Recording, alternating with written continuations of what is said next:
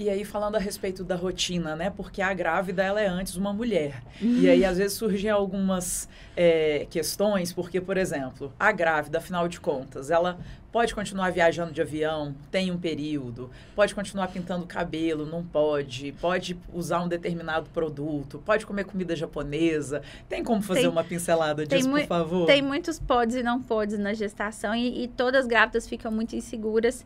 E na internet tem muita coisa confusa. Então, as informações são muito confusas. Então, hoje eu falo que o Dr. Google, ele ajuda muito para umas coisas, né? Deixa as pessoas por mais dentro, mas as fontes às vezes são muito duvidosas. Então, a gente tem que tomar muito cuidado onde que a gente vai ler para, em vez de ajudar, não piorar a situação. Então, assim, até assim, a gente, né... Os nossos pais mesmo, né? Vê a gente grávida, fala, você tá fazendo muito esforço, tem que ficar mais de repouso. Então, assim, a gravidez, ela não requer repouso. São raríssimos casos que a grávida precisa ficar quieta, de repouso mesmo, em cima de uma cama, que não pode fazer nada. A grávida, na grande, quase que totalidade, pode e deve fazer atividade física, né? Porque isso é muito importante, previne ganho de peso, dá um bem-estar, né? Melhora essa sensação, às vezes, do cansaço e das dores também, né? Durante a gestação. Ela pode viajar de carro, ela pode viajar de avião. Tem que ver as limitações de companhia aérea, porque geralmente depois de 28 semanas, as companhias, algumas 27, outras 28, elas vão pedir um atestado médico, e outras limitam ali até 34, 36, algumas 38, aí você só viaja com o obstetra, só viaja com uma carta do obstetra. Então, sempre que você for viajar, você tem que ver a sua companhia aérea para ver para onde você está indo. Mas, habitualmente, até 28 semanas pode viajar tranquilo, sem nada de avião. Moto, nossa, moto é uma pergunta campeã. Grávida pode andar de moto? Pode. O problema é que se você cair, seu para-choque, né? Então, assim, uma queda na gestação pode ser uma coisa grave. Então, a gente pede para grávida, né, evitar de andar de moto, porque não é a trepidação que é o problema. O problema é o impacto mesmo, a colisão, é a queda. Se houver. É falar, mas eu dirijo devagarzinho. Você dirige, mas você não sabe quem vem na esquina e te chumba, te joga no chão, e aí você pode ter um descolamento de placenta, né? Pode até ter uma perda fetal por causa de um acidente. Então, a gente evita. De alimento, assim, o que grávida que dá muito medo? Comida japonesa, pode comer? Pode comer, porque acha que passa toxoplasmose. Toxoplasmose não passa pela comida japonesa. O problema do japonês é uma bactéria que chama listeriose. Mas não é uma bactéria que ela não está só, vamos dizer, na comida japonesa. É qualquer alimento que seja refrigerado. Então, assim, salsicha, queijo. Então, assim, qualquer alimento que não for bem refrigerado ou que esteja mal acondicionado, esse é um alimento que é propício a ter crescimento de bactéria. Então, se você for pensar... É o higiene geral, entendeu? Então, assim, o peixe em si, lógico que vai falar que salmão tem mercúrio, não sei o quê. Então, assim, a gente entra em outras coisas. Okay. Mas, assim, a comida japonesa em si não é um problema, né? Então, a gente só pede que você, antes de eu estar grávida, eu sempre comia naquele lugar, nunca passei mal, nunca tive nada, né? Eu conheço a procedência, eu conheço o dono, sei, né? Não acho que tem problema nenhum, inclusive eu grávida como comida japonesa. Mas, você vai viajar para um lugar, vai comer, não conhece? Não arrisca. Ou pede os fritos, sabe? Essas coisas que, assim, eu acho que é um pouquinho de bom senso. E tem algumas outras coisas que grávida deve evitar de comer, que às vezes queijo não pasteurizado, né? Que por causa desse crescimento de bactérias.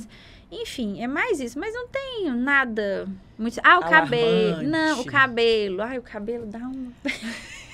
O cabelo. O cabelo, assim, primeiro trimestre, a gente não pede para fazer nada, né? Porque é a época de formação do embrião. E o grande problema de grávida é que a gente não tem estudo científico que vai me dar segurança. Porque eu não vou pegar uma grávida, vou pintar o cabelo dela no primeiro trimestre, ou no segundo, no terceiro, e vou pegar outra grávida e não vou pintar, e vou comparar o que vai acontecer com as duas, porque eu não vou submeter ela a esse risco. Então, o que a gente tem é de, vamos dizer assim, retroativo. Aquela grávida fez alguma coisa e o bebê dela teve aquilo. Então, a maioria dos estudos todos que a gente tem de produtos, enfim, de tudo dentro da gestação é assim, porque a gente nunca vai submeter a ela estudo científico para testar o que vai ser o resultado. Então, primeiro trimestre de praxe, nada para ninguém fazer de cabelo. Do segundo trimestre em diante, A gente não quer tintura nem com amônia e nem com chumbo. Hoje a gente tem várias marcas, né, que são livres, uma composição aí, mais leve, né? que são a gente veganas. Tem uma marca até conhecida aí que é muito boa, que eu sempre indico para as minhas seguidoras, minhas alunas lá do curso, enfim, fala essa, eu sei que é boa, que inclusive foi que eu pintei na minha gestação, então o que eu uso eu indico. E quem quer descolorir o cabelo dá distância, né, da raiz de 3 dedinhos aí, pelo menos, porque o problema é o produto encostar no couro cabeludo, porque o fio é morto, né, o fio de cabelo, ele não absorve nada.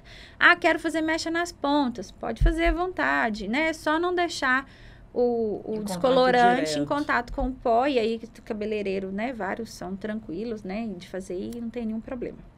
Agora, a progressiva é que é o grande problema, porque existem vários componentes que estão escondidos e quando eles entram em contato com calor, eles viram derivados de formol. Então, aquela escova inteligente, escova de aminoácidos, escova de não sei o que, a gente fica sempre assim, muito receosa de liberar, porque pode ser que... E as fórmulas vêm sempre uns rótulos gigantes, escrito um monte de nome lá em inglês, um monte de componente que você não conhece. E assim, para você mudar a química, a estrutura do cabelo, você precisa de ter alguma coisa, né? Então, assim, é difícil a gente... Alguns obstetras liberam, outros não. Então, assim, como eu faço a parte de ultrassonografia, elas me perguntam nos exames, eu falo, não, isso aí você tem que... Seu médico tem que liberar. Alguns são mais flexíveis, liberam, outros não. Então, assim... Sempre o paciente tem que estar em acordo com o médico que está acompanhando, né? Que seja o clínico do posto, ou que seja o obstetra, quem estiver te acompanhando no seu pré-natal, para que se você, né, faça alguma coisa, seu médico tem que estar ciente. Né? E muitas vezes a gente sabe que tem algumas coisas que talvez nem tenham tantas evidências, né? Igual eu falei, não tem segurança, mas também não tem comprovação que faça mal. Uhum. Mas se acontece alguma coisa no seu pré-natal... Qualquer coisa diferente, você vai falar, mas será que foi aquele cabelo que eu pintei? Será que foi aquele? Então, assim, às vezes a gente tende a restringir algumas coisas mais, porque a grávida já é um bicho meio maluco, né? Posso dizer por mim. Já tem muito hormônio, já tem muito estresse, já tem muito questionamento, já tem muita dúvida. A mãe já começa as culpas desde a gestação de se criar. Então, assim, às vezes uma coisa que você fez... Então, a paciente tem que estar muito tranquila, né? Ciente do que ela está fazendo, em concordância com o obstetra para não ter nenhum problema depois.